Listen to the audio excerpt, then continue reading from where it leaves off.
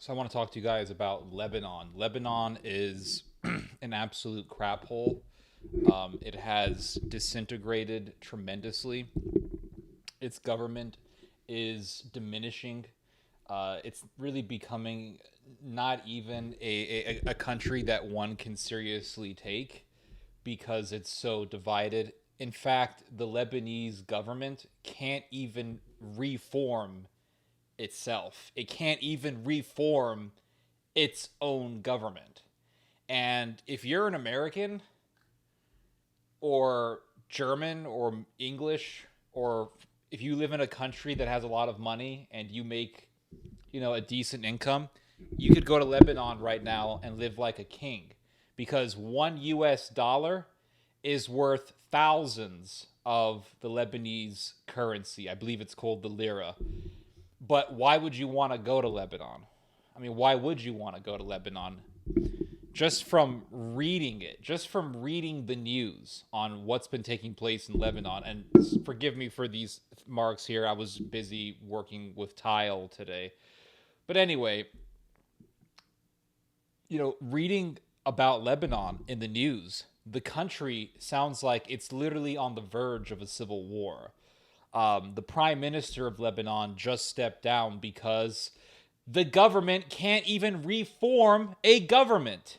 They can't even agree with each other. These sectarian politicians, and Lebanon is an extremely divided country. It's an extremely polarized country. It's one of the most polarized countries on earth. I am not even exaggerating when I say this. It's extremely divided. So in America, we have Republican and we have Democrat, and then we have some fringe weirdos who call themselves libertarian or something. And then you got some Green Party people who just want attention, but they know they're not going to win anything seriously. And that's America, right? We're all used to that. Some of these alt-right sickos and these left-wing socialist lunatics, they're trying to take over the two parties, and they may succeed in the future. But for now, we're stuck with the boring, not. I mean, I like boring. Boring isn't necessarily bad, but we're stuck with the stereotypical, American system. In Lebanon, the government is divided based on sectarian and religious grounds.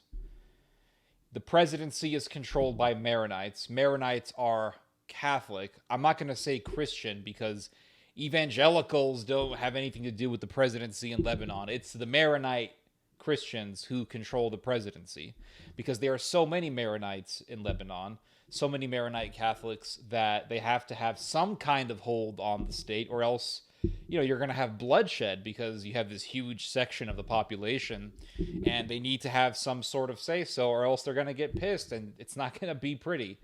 And then you have the prime ministry, which is controlled by the Sunnis.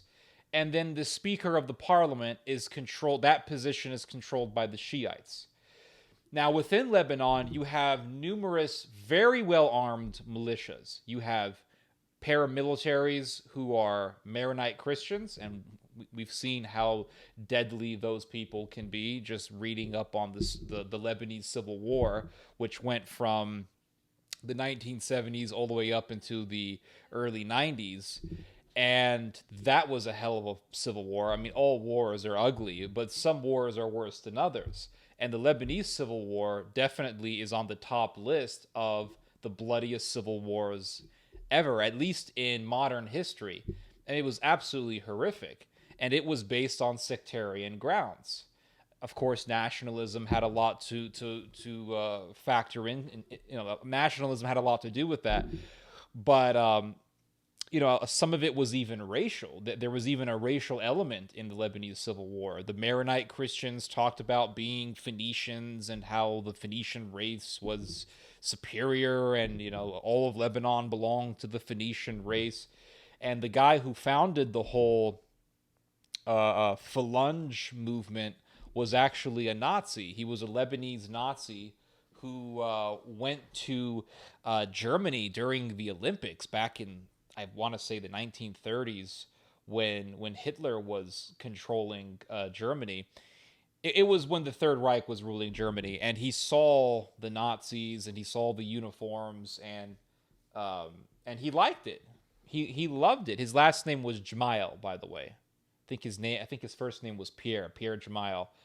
And this guy went back to Lebanon, and he created a paramilitary movement modeled after the Nazis. It's freaking crazy. It's absolutely insane. I went to a Maronite church years ago.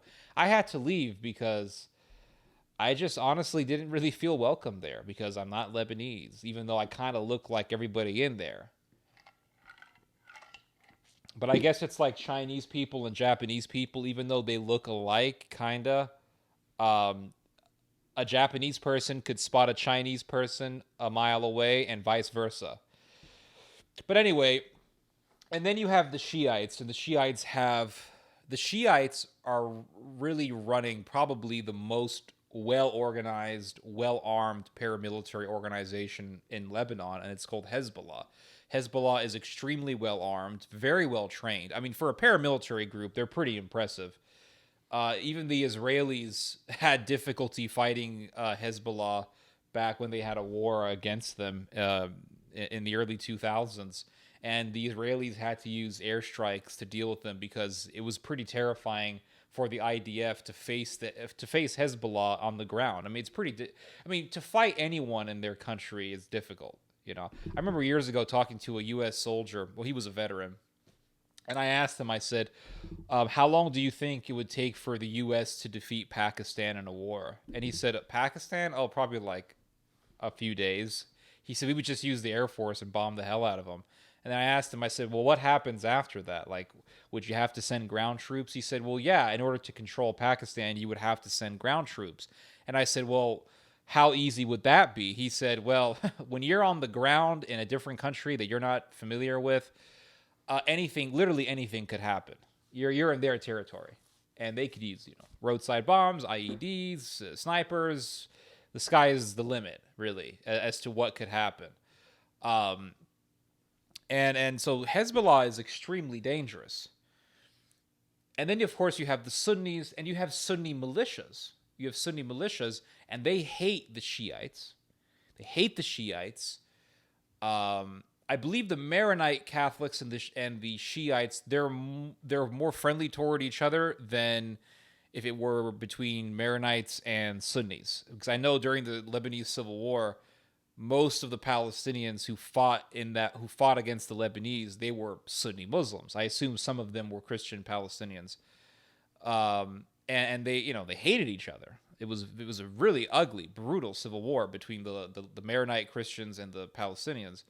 But I believe the Maronites and the Shiites, they were more on friendly terms during the Lebanese Civil War. And even today, I've heard that the Maronite priesthood actually tells their congregation to go out into the streets and to observe the Shiite ritual of Ashura, which the Shiites do every year, in which they cut themselves in honor of Ali. I mean, it's all crazy pagan stuff. Probably has some sort of a relation with Iranian Zoroastrianism or some sort of pre-Islamic Aryan Indo-Iranian ritual.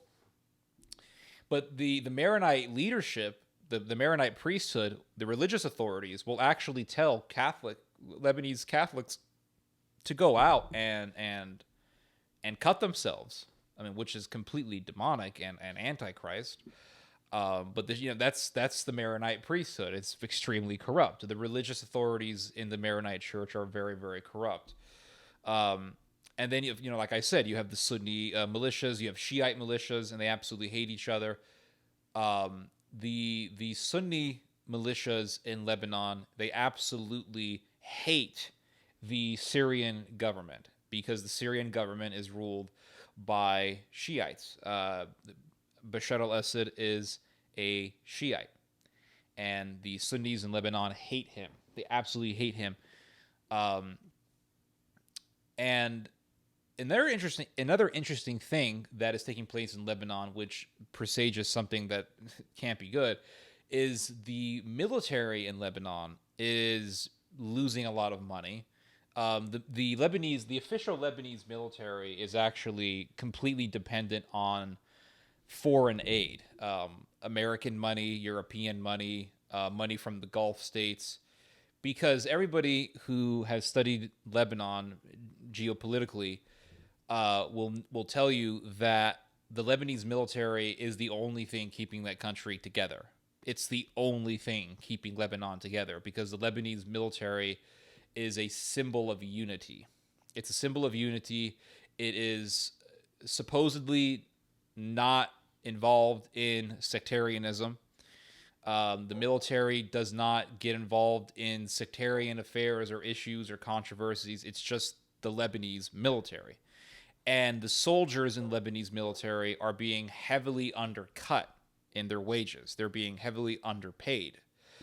So you can imagine what this could lead to. Because, think about it. I mean, Lebanon is broken up between Christian, Shiite, and Sunni. And you have all these soldiers who are belonging to either one of these groups. A lot of them are Maronites. A lot of them are Sunnis. A lot of them are Shiite.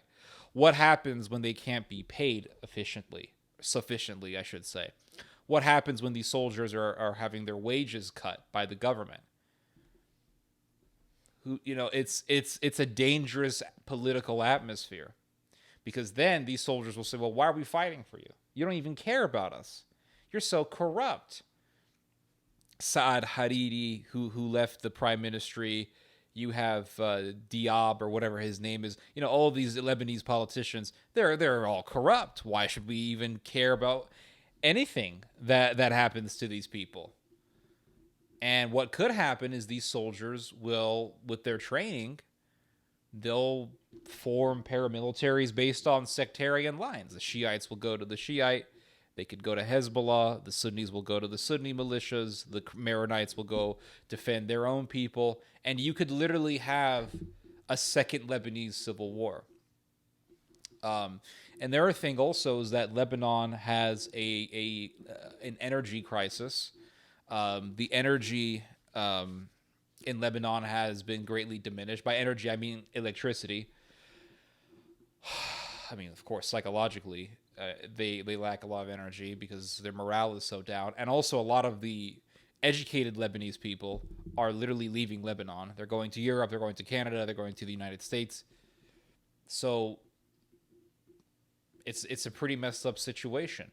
Lebanon had around a quarter of its electricity shut down a number of months ago because a Turkish electric company called, I actually wrote it down here because it's hard for me to remember all these names.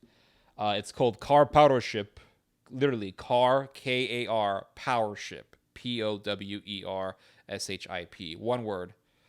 Car Powership, which runs a quarter of Lebanon's electricity, shut down their power plants in Lebanon, and a quarter of Lebanon's electricity was literally shut down. Now, last month, in June, Car Powership resumed power in Lebanon as a good gesture. But the reason why they shut it down in the first place is because Lebanon owes $100 million in electric bills to Car Powership, and they didn't pay that money for 18 straight months. So Car Powership said, to hell with you guys, we're done with you, and they shut the power off. And I think maybe somebody in the Turkish government told them to put the power back on. So, in the Middle East, you have the whole thing's in crisis. The whole area, the whole subcontinent of the Middle East is an absolute hell. You have Iraq, which is not even a legitimate country anymore. It's controlled by Turkey, Russia at the same time. Turkey and Russia at the same time. Syria is not really a legitimate country because that country is controlled by NATO, really specifically Turkey, Russia, and of course you have other NATO countries involved as well. Germany, the United States, of course, is still has its eyes on that country. You have the Gulf states like the United Arab Emirates, Saudi Arabia, Oman. You have these wealthy Gulf states that are also declining. I mean, why do you think the Arabs created their own Silicon Valley? Because they want to bring some sort of relevancy to their country.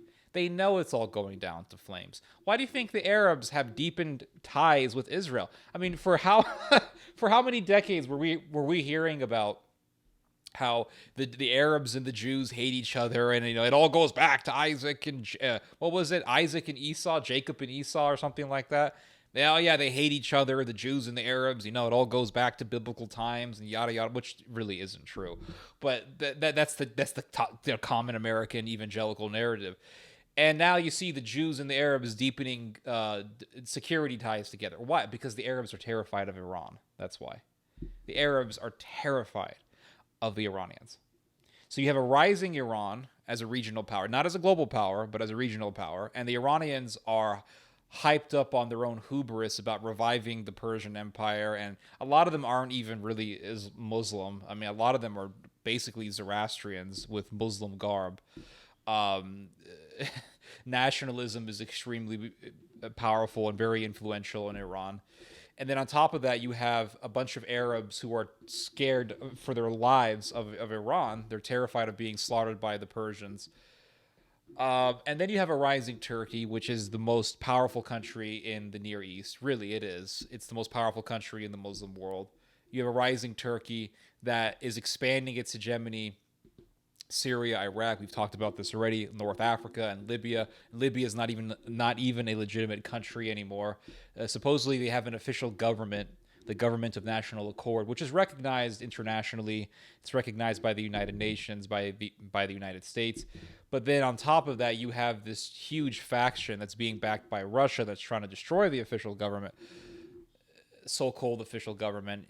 And the Germans are involved in Libya. The Italians are involved in Libya because they want the oil, natural gas. The Turks are involved in Libya because they want natural gas. The French are involved in Libya because they want that gas as well. And everybody's playing these different power games. The Germans are saying, oh, no, we don't support Turkey in its endeavor. But then you find out that Germany's making all these arms deals with Turkey. And then on top of that, you got the Greeks who are terrified of a rising Turkey. They're begging the Germans to stop selling the Turks weapons. The Germans say 9999 because, hey, they want to bring back the Third Reich. So I guess it's going to be the Fourth Reich. So history's going to repeat itself. And then on top of that, you have this thing called Lebanon, which is an absolute hell. I mean, it's diminishing. It's not really a legitimate country at this point. It really has no government. The only thing keeping that country together is its military, which is really on life support because it's completely dependent on foreign aid, especially American money. If the Lebanese military goes down, the whole country goes down. Really, if the Lebanese military loses cohesiveness, the whole country is going to go right down. And Lebanon had a civil war, literally not like just a matter of decades ago. Just a few decades ago, Lebanon was in a civil war. 70s, 80s. Most of you guys were alive within those decades. Early 90s. I was alive in the 90s. I mean, it wasn't that long ago. And the wounds of that civil war are fresh and bloody. People haven't forgotten anything. There's very little forgiveness. Some Lebanese people have said that they're legitimately sorry for the atrocities that they partook in. For example, I saw this video of a Maronite guy who was involved in Sabra and Shatila, and he did an interview, I think it was with France 24, basically saying, like, I'm so sorry for what I did. I asked the Palestinians for forgiveness for massacring them. So there is some redemption. There is some accountability, but there's very little of it. And there's no forgiveness. There's little to no forgiveness, I should say. And when you have that absence of accountability, when you have the absence of forgiveness, when you have the absence of all of these things, and then on top of that, you got an economic crisis, you got energy shortage, you got sectarianism, and then on top of that, you got a rising Turkey. I mean, the vultures are flying around. Let's just put it that way. The vultures are flying around hardcore. Because what happened during the Lebanese Civil War? All these arms deals were happening. Different countries were involved. All of a sudden, during the Lebanese Civil War, you read about all these German military vehicles or driving around, being driven within Lebanon.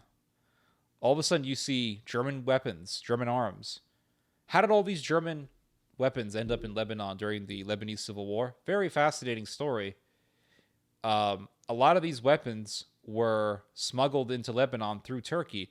Oh, and who smuggled the weapons into Lebanon? Turned out to be a bunch of Turkish Nazis who were part of the Grey Wolves, who were being backed by NATO.